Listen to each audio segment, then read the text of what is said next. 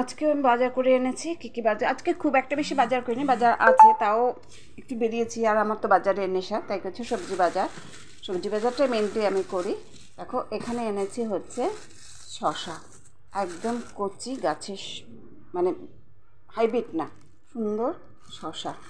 এই দেখো শশা এনেছি, দেখো। আর এখানে এনেছি পটল, দেখো পটলগুলো বেশ ভালো। এই দেখো পটল আমি খুব একটা বেশি আনিনি, কেন বলো তো রেগুলার 2 দিন অন্তর অন্তর বাজার করি, তো সেই জন্য খুব একটা বেশি আনিনি। এখানে 500 পটল, 500 শশা। আর এই দেখো ব্যাগটা আমি এখানটায় রাখছি, থলেটার থেকে বার করছি। এটা হচ্ছে কাঁচা লঙ্কা, এতদিন গাছের কাঁচা লঙ্কা চললো, কিন্তু এখন ফুরিয়ে গেছে, যে কাঁচা লঙ্কা। তারপরে আছে